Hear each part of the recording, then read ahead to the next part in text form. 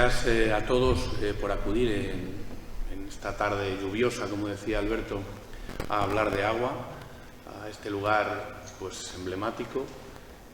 Alfonso, yo creo que es un lujo poder intervenir en esta sala que ha visto pasar tantas cosas y hacerlo además hablando con un experto como Alberto, que nos ha trasladado el planteamiento académico, ¿no?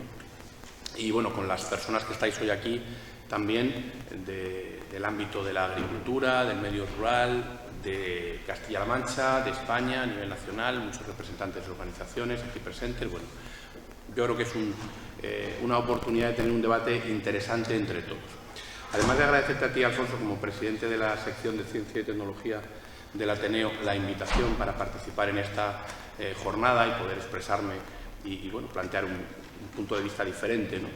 Quiero mencionar expresamente al secretario de la sección, Ernesto Ríos, que nos acompaña porque entre pues, ese currículum que ha leído aquí Ricardo, tan largo y que me asusta un poco a mí mismo porque veo que pasa el tiempo muy rápido, hay un momento clave y es cuando coincido con Ernesto en la representación de España en Roma ante la FAO.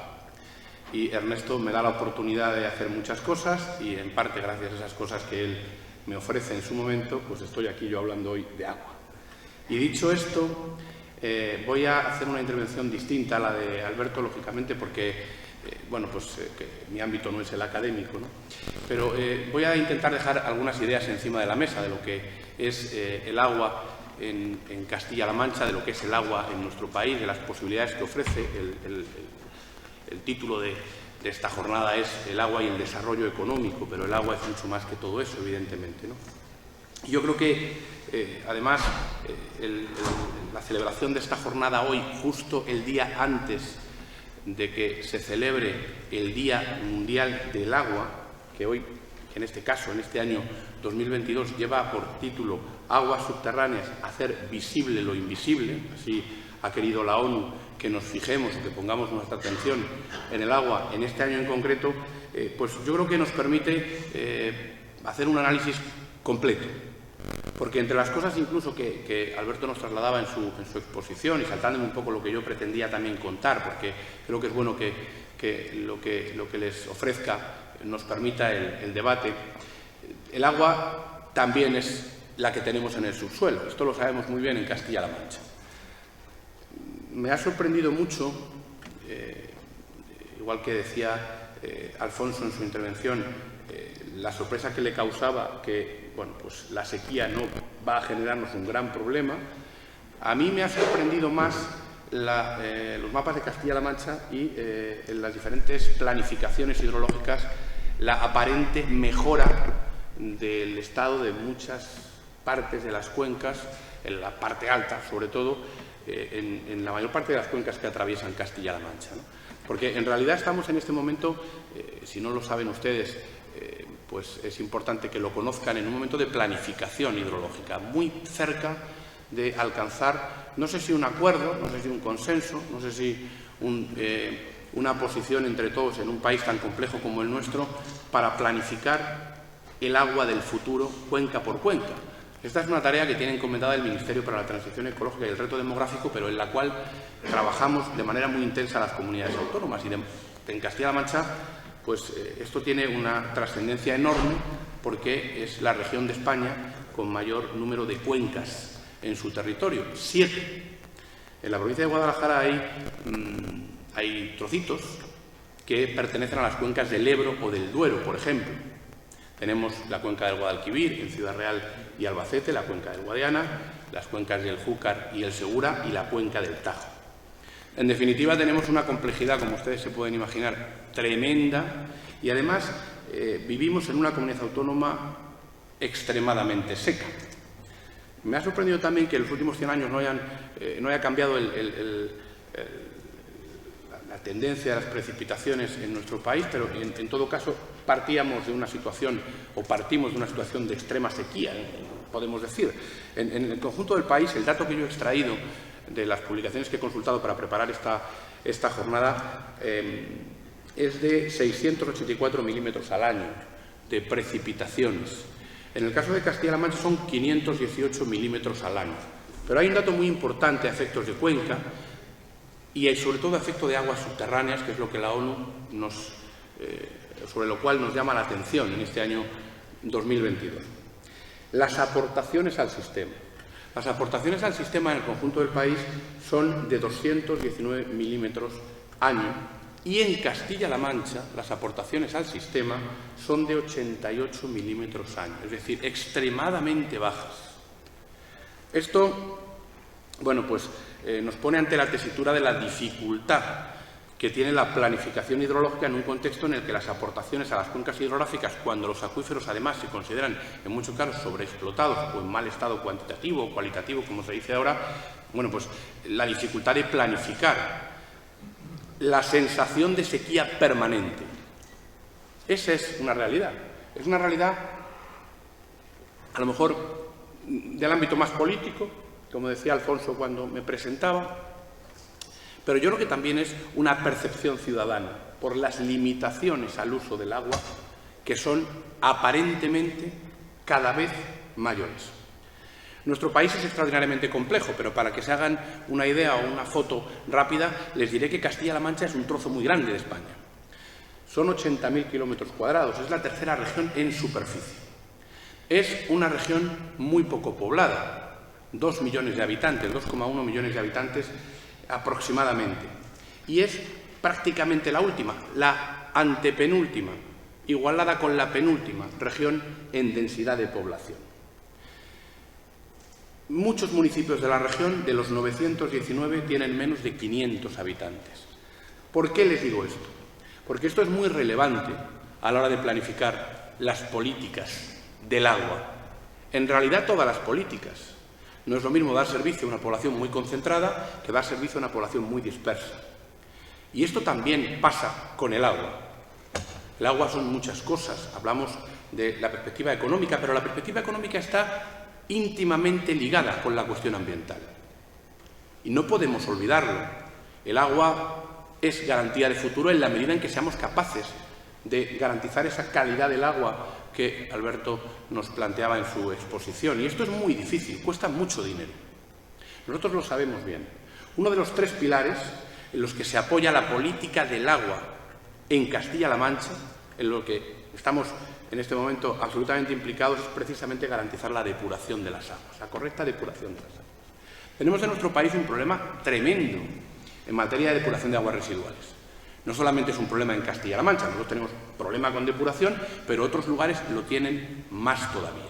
Precisamente estamos en Madrid. Y también se mencionaba anteriormente, lo mencionaba el profesor, la problemática de las aguas residuales de Madrid, de las depuradoras de Madrid. Pues la tesis de uno de los alumnos versaba sobre esa cuestión. Bueno, el Ministerio para la Transición Ecológica ha incluido la previsión de una inversión cercana a los 1.000 millones de euros para arreglar el problema de la depuración de las aguas que vierten los madrileños a la cuenca del Tajo, al río Jarama en concreto. Esa inversión de 1.000 millones de euros, si tenemos en cuenta la población de Madrid extraordinariamente concentrada, es muy baja por habitante. En Castilla-La Mancha, la inversión equivalente, que podría ser el plan de depuración que estamos aplicando en la región, que son 630 depuradoras con 600 millones de euros de inversión de aquí al 2032, un programa muy ambicioso en el que estamos absolutamente implicados, porque tenemos la necesidad de cumplir con la Directiva Marco del Agua, tenemos la necesidad de cumplir en cuestión de medio ambiente, es mucho mayor por habitante de lo que puede ser la inversión. Aquí además la va a hacer el Estado, porque es de interés general, al ser la depuración de Madrid del canal de Isabel II considerada de interés general, es mucho más costoso hacerlo en Castilla-La Mancha. Y esto es, en definitiva, también política de agua. El agua tiene un coste muy barato en nuestro país. Esta es otra cosa que tampoco se conoce. En Castilla-La Mancha es muy barato dentro de lo barato, pero es curioso que en un país como el nuestro, en el que no hay agua, lo estamos viendo, nos cueste el agua mucho más barata que en el resto de países europeos. Somos prácticamente el país en el que menos cuesta el agua. Somos un país en el que hasta hace muy poco parecía imposible sugerir siquiera la posibilidad de que en materia de agua se aplicaran los costes o la recuperación de costes o el principio de quien contamina paga a la hora de gestionar este recurso tan importante. Bueno, nosotros le hemos intentado también a todo esto darle una vuelta y hemos puesto encima de la mesa algo que nosotros llamamos Plan Agua y que tiene 3 patas. Una ya se la mencionaba, la depuración, la necesidad de invertir en depuración. No es un problema, insisto, de nuestra comunidad autónoma solamente, es un problema del conjunto del país. Hay regiones con extraordinarios problemas, con multas europeas que se están pagando con los impuestos de los ciudadanos. Y esto también hay que decirlo. Cada vez que España paga una multa a la Unión Europea por incumplimiento de la normativa en materia de agua y medio ambiente, la estamos pagando entre todos. Por eso este tipo de inversiones son extraordinariamente necesarias. Por eso nosotros hemos decidido priorizarlas. Hay una segunda pata en materia de agua para nosotros, el abastecimiento. Aquí también es muy difícil garantizar el abastecimiento con, como les decía, más de 900 municipios con una densidad de 25 habitantes por kilómetro cuadrado, es muy costoso. Nos cuesta mucho dinero. Tenemos que invertir muchos recursos públicos. Por decirlo de alguna manera, ni en el abastecimiento ni en la depuración nos salen las cuentas con la economía de escala. Le puede salir a Madrid, le puede salir a Cataluña, no le sale a comunidades autónomas poco pobladas, que tienen que invertir muchos recursos por habitante para garantizar los servicios que además estamos obligados a garantizar si es que nos creemos de verdad lo del reto demográfico. Porque si no, estaremos discriminando claramente a la hora de la concepción de las políticas a los habitantes del medio rural frente al medio urbano. Y nosotros tenemos claro que no debe ser así. Pero esto también sucede en materia de agua. Y la tercera pata en materia de agua, de ese plan agua, es la política de regadíos. La política de regadíos que para nosotros es fundamental. En Castilla-La Mancha se riega el 14% de la superficie agrícola útil. Es un porcentaje muy bajo, de los más bajos de España, de la España agrícola productiva, vamos a decirlo así. En el Levante se riegan porcentajes de superficie agrícola útil mucho más altos. Del 40% en Murcia, del 30% en Valencia. Estamos muy lejos de esos porcentajes. Pero tenemos mucha superficie de riego, según se podía ver en uno de los gráficos que nos planteaba el profesor. Nosotros representamos un porcentaje muy alto de las tierras de cultivo del país. Aproximadamente una cuarta parte de toda la superficie agrícola útil de España está en Castilla-La Mancha. Pero solo aportamos el 15% de la superficie de regadío de España, aun teniendo mucha superficie de riego. No hemos visto, me parece que no lo has puesto, Alberto, no sé si estaba en la presentación, pero nosotros a veces utilizamos un mapa en el que se ve claramente dónde se riega en Castilla-La Mancha. Y nosotros tenemos, yo lo digo muchas veces, la mayor superficie de riego continuo del país, que es el Alto Guadiana. En el Alto Guadiana se están regando más de 200.000 hectáreas, fundamentalmente de viñedo. Esto sí salía en la presentación de Alberto. Riego de apoyo al viñedo, que consume poca agua y es posible hacerlo en un entorno complicado, porque el Alto Guadiana es de los pocos lugares en nuestro país a fecha de hoy que está declarado en mal estado cuantitativo y cualitativo el acuífero que está por debajo de la superficie de cultivo. Regamos mucha superficie, pero el porcentaje es pequeño y tenemos el porcentaje más alto de riego por goteo, el 65%. Seguimos teniendo mucha aspersión, pero los hábitos de cultivo han cambiado radicalmente. Hemos pasado del riego del cereal al riego de apoyo al leñoso. El viñedo, que es la estrella, y los dos cultivos que también hemos visto que para nosotros son claves en el futuro del sector agrario y del medio rural en Castilla-La Mancha, el almendro y el pistacho. Tenemos 164.000 hectáreas de almendro y 44.000 hectáreas de pistacho. En Castilla-La Mancha somos pues el 85% del pistacho en nuestro país. Hay un futuro en el leñoso. Los agricultores no han pasado al leñoso por casualidad, han pasado al leñoso por dos cuestiones. En primer lugar, porque el leñoso permite la diferenciación productiva. Se puede contar un relato al vender el pistacho, la almendra, el aceite de oliva o el vino que proceden del olivar y del viñedo, respectivamente. Con los cereales no podemos hacerlo. Se trata de un commodity. Hoy, que tenemos los problemas que tenemos de abastecimiento y que estamos trabajando, llevamos toda la semana, lo sabe bien el viceconsejero, que está aquí presente, con la cuestión del abastecimiento, de la entrada de los cereales y la soja a través del puerto de Cartagena para que se puedan hacer los piensos para la alimentación animal, que estamos en ese momento, porque nos damos cuenta que nuestro producto no tiene diferenciación. Una vez más, ya sabíamos que nuestro cereal es el mismo que el de Ucrania, ya sabíamos que el precio se marca en Chicago en el mercado de futuros. ¿Cómo podemos influir en el mercado si estamos hablando de un producto que no tiene diferenciación? En el leñoso podemos diferenciarnos. Nos diferenciamos muy bien en un tipo de vino, de cualquiera de las 9 denominaciones de origen que tenemos en Castilla-La Mancha. No es lo mismo un vino de Mondéjar en Guadalajara que un vino de Ribera del Duero. Hay matices, hay un relato que contar. Igual con el aceite. El pistacho y el almendro, y la almendra, que es el producto, si se transforma allí donde se produce, genera valor añadido y diferenciación. Orígenes, marcas, variedades, sabores, texturas, aromas, algo que el consumidor puede diferenciar. Y hay más rentabilidad claramente en el leñoso. Y en segundo lugar, el agua. El leñoso se puede regar con poca agua. Y esto lo saben muy bien los agricultores de La Mancha, que son nuestros agricultores más profesionales, digámoslo claramente, y que toman las decisiones en función de lo que les ofrece, en este caso, el lugar en el que se encuentran. Bueno, cada gota sirve muchísimo. Cada gota es rentabilidad y es futuro en un territorio que depende extraordinariamente de la agricultura. Como les decía, estamos en este momento negociando, trabajando, discutiendo la planificación hidrográfica. Hemos conseguido avances en algunos ámbitos, en otros no tanto. Tenemos que seguir trabajando. Para nosotros una cuenca bandera, y lo digo un poco por animar el debate posterior y voy concluyendo ya, es la del Tajo. En el Tajo el problema o la cuestión no son los agricultores, no son los regantes. En el Tajo la cuestión es el desarrollo económico de una cuenca que cuenta con poca agua, una vez autorizado un trasvase. Y hemos conseguido dos avances importantes. Uno, en línea de lo que se mencionaba anteriormente, el establecimiento de los caudales ecológicos. Bueno, no sé si lo saben, pero en la planificación hidrológica en España, hasta ahora, porque hay una sentencia del Tribunal Supremo, no era obligatorio incluir los caudales ecológicos en la planificación. Esto ha sido mortal para Castilla-La Mancha.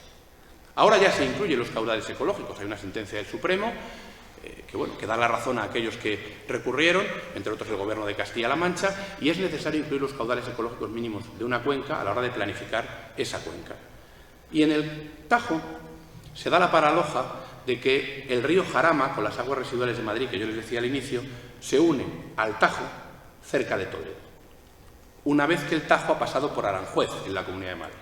Es muy importante, por lo tanto, el caudal ecológico del río antes de que el Jarama se una al Tajo. En realidad, si estuviéramos viendo desde arriba, y sitúense como si estuviéramos en un dron o en un helicóptero viendo desde arriba, mirando la unión del Jarama con el Tajo, esto no sucede así. Es el Tajo el que se une al Jarama. ¿Qué significa esto? El Jarama es un río extraordinariamente caudaloso, con las aguas residuales de Madrid. Y el Jarama es un hilo de agua. El Tajo, perdón, es un hilo de agua. Es decir, no es el Jarama el afluente del Tajo. Esto que hemos estudiado es falso. Es el Tajo el afluente del Jarama. Y lo estaríamos viendo ahora mismo, se puede ver en tiempo real. Si se meten en Google lo pueden observar en este mismo momento. Y esta realidad nos dice que es muy importante el caudal ecológico que tenga el Tajo antes de llegar a la unión con el Jarama, es decir, en Aranjuez. Y la planificación hidrológica en España, la previsión, establece por primera vez un caudal ecológico en Aranjuez de 8,65 metros cúbicos por segundo, que es mucho más de lo que tenía hasta ahora y que es compatible con que se mantenga el trasvase Tajo Segura. Desde Castilla-La Mancha hacemos un planteamiento de que el trasvase debe ser exclusivamente para consumo humano, no para regadío. Entendemos que en el Levante hay alternativas para el regadío procedentes de la desalación que se hicieron y se están mejorando con dinero de los impuestos de todos los ciudadanos. Es posible. Somos solidarios en el consumo humano porque entendemos que hay cuencas en las que el déficit es todavía mayor, pero no nos engañemos, estamos llevando agua del medio rural de Castilla-La Mancha extraordinariamente seco a un medio también extremadamente seco en el Levante. Es un problema del país. El agua que se necesita para la horticultura bajo plástico es mucha. Y esto tenemos que saberlo y tenemos que contarlo. Y probablemente hay que invertir en garantizar el agua. Vamos, lo tengo clarísimo. Que hay que seguir manteniendo esa estructura productiva en el Levante. No puedo ser más contundente con esto, pero hay que buscar alternativas de suministro. Que las hay, porque hemos invertido mucho dinero público. Y los tiempos van en esta dirección. Acabamos de modificar las reglas del trasvase para que se trasvase menos agua cada mes, cuando los embalses estén en un determinado nivel. Esto no va a suponer mucha menos agua en el Levante, pero va a suponer que los embalses de Entre Peñas y Buendía, en el Alto Tajo, donde hay 22 pueblecitos que dependen de que el agua llegue al nivel suficiente como para que los barquitos que están en las orillas alcancen el agua, dicha agua, y por lo tanto haya un cierto turismo y un cierto desarrollo económico, esos embalses suban 200 hectómetros cúbicos en la lámina de agua. Esto va a suceder. Se ha hecho entre el Ministerio para la Transición Ecológica y el Gobierno de Castilla-La Mancha. Nosotros estamos muy contentos, porque son pequeños avances, que no perjudican a nadie, pero suponen avance. Y avance en la buena dirección. Acabo con esta reflexión diciendo que, además de ese trasvase Tajo-Segura, hay otro trasvase del Tajo al Guadiana absolutamente imprescindible para nosotros. Hay una infraestructura también hecha con los impuestos de todos los ciudadanos, que es la tubería a la llanura manchega, en la que se han invertido 350 millones de euros públicos, que está enterrada y que vamos a poner en marcha este año. Se va a empezar a beber agua en calidad y cantidad suficiente donde hoy no la hay. Tenemos para ello 50 hectómetros cúbicos en la ley y lo vamos a utilizar. Esto es una forma distinta de ver la política del agua. Llegará más agua superficial al Alto Guadiana. Dejaremos de coger el agua subterránea. Mejorarán los acuíferos. Reduciremos también el rendimiento productivo en el viñedo para que se reduzca el consumo de agua de manera evidente. Y arreglaremos la problemática enquistada en esa cuenca desde hace muchos años y que yo creo que ya toca arreglar cuanto antes. En realidad, nosotros en regadío, en abastecimiento y en depuración estamos poniendo una gran parte de nuestro esfuerzo políticamente, técnicamente por supuesto, y a través de los recursos públicos de los cuales dispone Castilla-La Mancha. Solamente en regadíos, en este momento, se están invirtiendo 185 millones de euros en modernización de regadíos, en colaboración con el Ministerio de Agricultura, en colaboración con el Ministerio para la Transición Ecológica, con fondos europeos, con fondos de Castilla-La Mancha, mejorando la vida de los agricultores de la región. Estas inversiones van a beneficiar a 20.000 agricultores y más de 184.000 hectáreas. Aquí está nuestro futuro. Me atrevería a decir que no solamente el de Castilla-La Mancha. Cuando hablo con otros colegas consejeros de Agricultura de otras comunidades autónomas, todos estamos de acuerdo en que no hay futuro para la agricultura sin el agua y que, por lo tanto, el agua es el elemento imprescindible para el desarrollo económico, como dice la jornada, en el medio rural. Y Castilla-La Mancha y una parte muy importante de nuestro país son medio rural y van a poder sobrevivir si hay futuro económico con el agua. Nada más. Un placer y muchas gracias.